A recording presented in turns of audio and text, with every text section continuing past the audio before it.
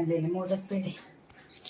नमस्कार मंडळी, अस्सल मराठी कोकणकर या चॅनलवरून मी स्वप्नील निवाते थेट कोकणातून तुमचं स्वागत करतो. मी आता सध्या महाडमध्ये आणि आता सकाळचे 9 वाजलेले आहेत. गणपतीमध्ये आहे ना, पप्पानी महाडवरून आता घरी पेढे आणि मोदक आणलेले देवाला नैवेद्य देण्यासाठी. मम्मी त्याची रेसिपी बनवते. तुम्हाला थंबनेलवरून समजलं असेल त्याची रेसिपी काय आहे आणि त्या रेसिपीसाठी साहित्य आणि ती रेसिपी कशी बनवली जाते ते तुम्हाला आई दाखवणार आहे. तर बघूया रेसिपी काय आहे ती आणि कशी बनवते ती. आणि तुम्हाला माझ्या व्हिडिओमध्ये बघितलं असेल, कधी कधी मी मम्मी बोलतो, कधी कधी आई बोलतो. ह्याचं कन्फ्युजन तुम्हाला सांगतो. तर मी दुसऱ्याला सांगताना आहे ना मम्मी बोलतो आणि जेव्हा हाक मारताना आई बोलतो. तर तुम्ही कन्फ्यूज होऊ नका की हा मम्मी बोलतोय की आई बोलतोय. तुम्ही काही जणांना वाटत असेल की कधी कधी आई बोलतोय, कधी कधी मम्मी बोलतोय. तर हे कन्फ्यूज आहे की मी दुसऱ्याला सांगताना मम्मी बोलतो आणि आवाज देताना हाक मारताना आई बोलतो. आणि बघू रेसिपी कशी तयार कर. मी आज बासुंदी बनवणार आहे पेढ्यांची. तर तुम्हाला दाखवतो. हे दूध आणलेलं आहे 1 लिटर. हा दूध मी मागाशी म्हणजे गॅसवर ठेवलेला आटवायचं आहे जरा. ते आटून घेतलंय. 1 लिटर होत आहे, त्याचं पाऊण लिटर झालाय. 1 लिटर घेतलेलं आहे ते. आणि घरी मोदकाचे पेढे आणलेले, हे बघा, मोदकचे पेढे आणलेले खव्याचे असतात ते. तरी पोरं काय गोड खात नाहीत ना, म्हणून मी 7 पेढे घेतलेत, मोदक पेढे 7. तर हे गोड खात नाही तर बोलली बासुंदी बनवूया, कारण खव्याचेच आहेत हे, त्यामुळं ते बासुंदीसाठी परफेक्ट आहेत. म्हणून हे मी असं चुरून घेते. हे खव्याचे पेढे असे चुरून घ्यायचे. काही म्हणजे असे मिक्सरला लावतात, पण मिक्सरला हे आता चिकट असे ओले झालेत, मग जास्त काही मिक्सरला फिरवता येणार नाही, ते आतमध्ये चिकट होतील. म्हणून मी हातानंच असे चुरून घेते. 7 घेतलेत पेढे. आणि हे 1 चमचा वेलची पावडर घेतले. हे घेतलेत काजू घेतलेत 2 काजूचे घर. आणि 4 बदाम घेतलेत. आणि पिस्ता घेतलेत 2-3. बारीक चिरलेत का? ते बारीक करून घेतले. आपला हा दूध आटला, इकडे एकीकडे भात घातलाय ना, भाताचा सगळं करून घेते. आपला दूध आटलेला आहे. इकडची साईडची साई वगैरे आलेली सगळी ही बघा, आतमध्ये असे करून घ्यायची. घट्ट दूध झाला पाहिजे. हा दूध घट्ट झालाय.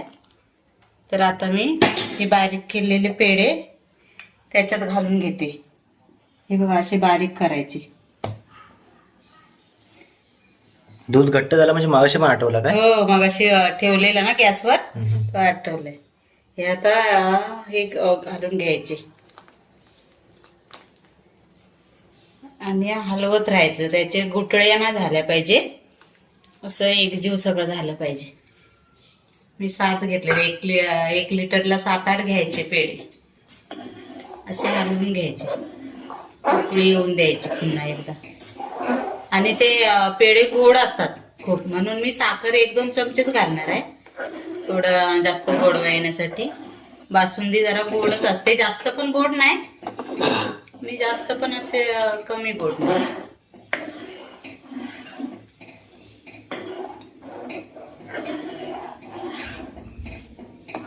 अशा गाठी मोडून घ्यायच्या त्या असल्या तर पेढ्यांच्या.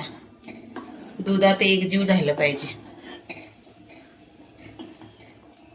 त्याच्याबरोबरच ही बघा 2 चमचेच साखर टाकते. ते पण असे छोटे 2 चमचे साखर आहे, ती घालून घ्यायची.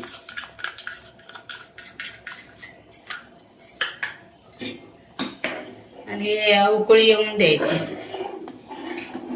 आपण टाकलेले पेढे आणि साखर विरघळेपर्यंत असे उकळी येऊन द्यायची.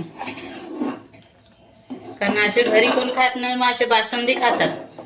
कधी बासुंदी पुरी बनवायची, कधी अशीच बासुंदी. त्याच्यात चारुले, मनुका, परत हे वेलची पावडर, खूप छान लागतं. आणि ते असे पूर्ण तयार झाल्यावर 2-3 तासासाठी फ्रीजला ठेवायची. ती बासुंदी थंड खायला मजा येते.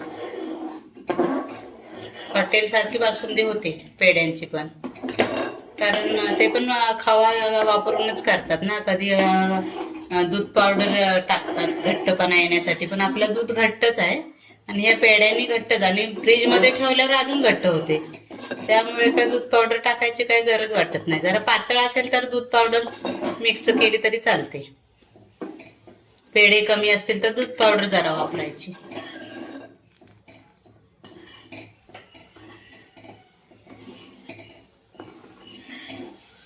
तर थोडी वेलची पावडर टाकूया.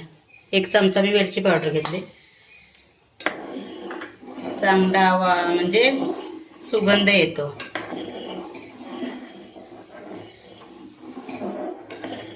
वेलची पावडरने बासुंदीला सुगंध येतो. आता मी त्याच्यात हे बघा घट्ट झालेले सगळं, पेढे पण विरघळले, साखर पण. आता हे ड्रायफ्रूट टाकूया. ड्रायफ्रूट बदाम, काजू आणि पिस्ता टाकलेले. ते कसं बासुंदीत दाताखाली आलं पाहिजे. बासुंदी पातळच असते, जास्त घट्ट नाही जास्त पातळ नाही. हे बघा, तुम्हाला असं वाटत असेल पातळ आहे, पण आता फ्रीजला ठेवल्यावर जरा गार होऊन द्यायचं खाली उतरून गॅसवरून, नंतर फ्रीजला ठेवायचं. 3-4 तासासाठी ठेवले तर जास्तच चांगलं. हे बघा घट्टच झाले.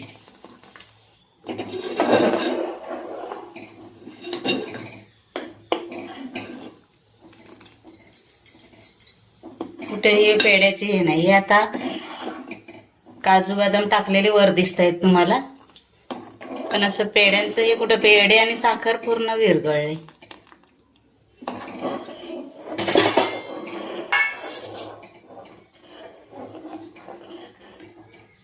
कारण दूध आपण पहिला आठवलं होतं ना, पूर्ण इथपर्यंत होता दूध 1 लिटरचा, ते आटून असं 1.25 लिटर झालंय. आणि त्याच्यात ते पेढे टाकल्यावर ज्या घट्टपणा आलाय आणि चांगली उकळी आली. हे आता तुम्हाला म्हणजे गार झाल्यावर मी फ्रीजला ठेवणार. हे आता हे गॅस बंद करते. आता हे थंड झाल्यावर फ्रीजला ठेवते, नंतर दाखवते तुम्हाला किती घट्ट झाले ते.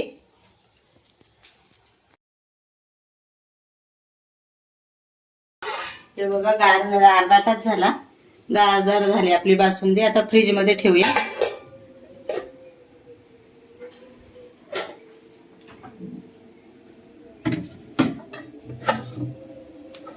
आता हे कधी काढायचं? संध्याकाळी 2 तासासाठी 2-3 तासासाठी ठेवूया, मग काढून दाखवते. आता जी बासुंदी बनवली ना ते टोपामधले, ते फ्रीज मध्ये ठेवले. आता 3 तासानंतर तुम्हाला दाखवतो ती बासुंदी कशी होते ती. हे बघा आता बासुंदी काढते. 3 तास झालेत आपले. 3 तासांनी बघूया कसं झालंय ते. हे बघा घट्ट झालेली आहे, पूर्ण घट्टच झाले.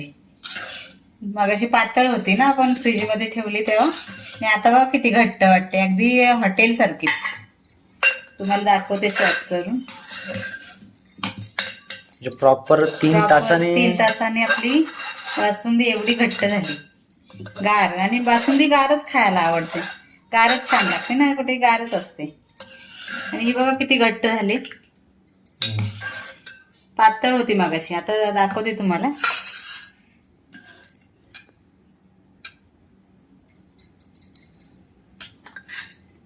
बाजूने साई लागले.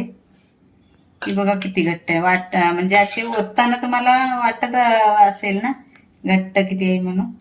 एकदम पातळ पण नाही, एवढी घट्ट पण नाही, मीडियम. हे बघा, हे जाड जाड आहे ते काजू बदाम पिस्ता टाकलेले ते. ही रेसिपी तुम्ही करून बघा एकदा, उरलेल्या पेड्यांपासून. नक्कीच आवडेल. ही आईने बनवलेली बासुंदीची रेसिपी तुम्हाला कशी वाटली नक्की कमेंट करून सांगा. लाईक करा, शेअर करा आणि सबस्क्राईब करून ठेवा, जेणेकरून अशा नवनवीन व्हिडिओ तुम्हाला बघायला मिळतील. बाय आणि हो, काळजी घ्या.